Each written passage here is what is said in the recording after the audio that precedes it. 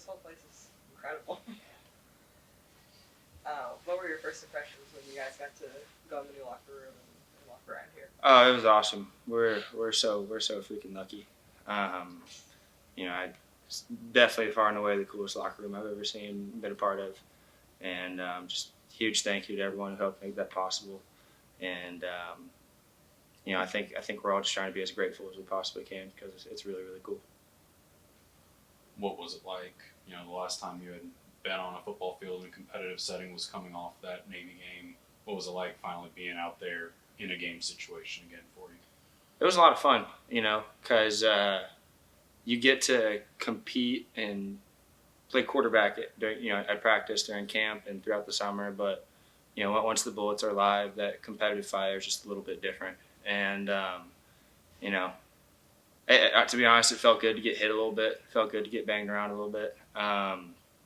And being back out there with the guys, I was telling Coach Woods, we were in our stretch lines, and I was just like, there's nothing like it, and there's nothing that even comes close to it. So, you got to thank God for letting me be able to come back and play the game that I love again, and I just feel really blessed.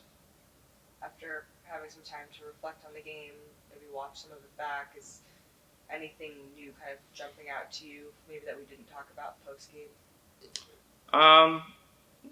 Not a ton. I mean, I feel like like I said after the game, I think our O-line did a great job.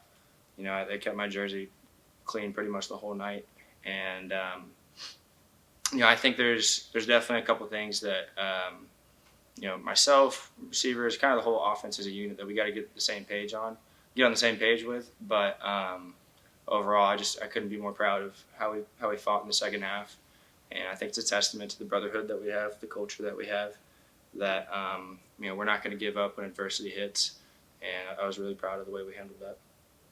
A lot of coaches talk about that jump a team takes from game 1 to game 2. Just how important is it for you guys to clean up some of those things, going into this one and really feel like you do take that step? Yeah, I think you're exactly right. There's always tends to be a pretty big jump from game 1 to game 2. I think the biggest thing that's going to take us throughout the whole year is that we've got a lot of guys on the team who really love football. So regardless of if we're beating a team 60-0 or we have to score with a minute left to win the game, almost all these guys are going to show up on Monday and be excited to just play football again. So that's what I've seen in our past 2 practices this week, that there's a lot of excitement. A lot of that might be sparked by we're about to play our first home game, new facility. But more than anything, we got a lot of guys on our team who really love football. What was it like for you to use the in-helmet communication in a game setting? Coach Lashley said he was forgetting to press a button a couple times. What was that experience? There was once or twice where I had to run over the sideline. Like, Coach, I can't hear you.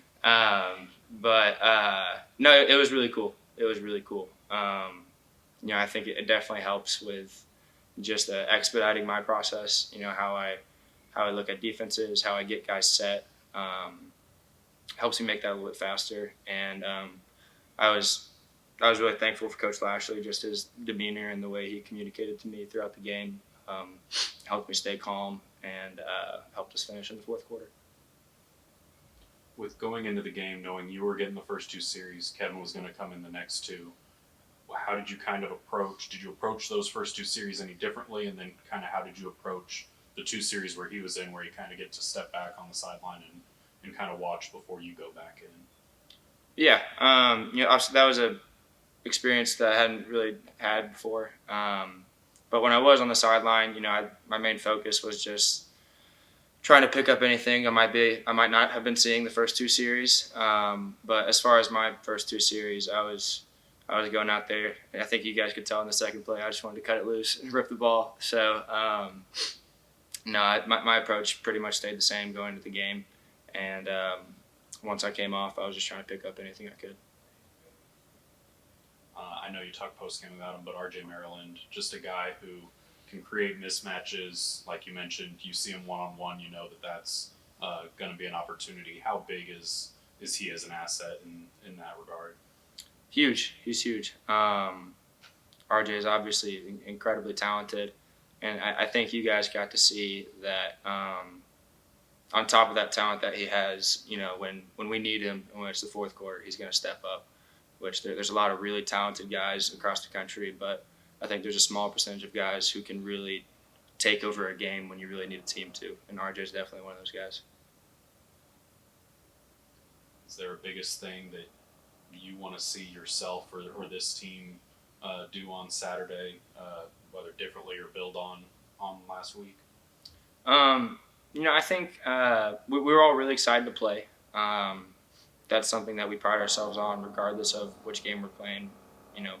We want to be the most excited team on the field.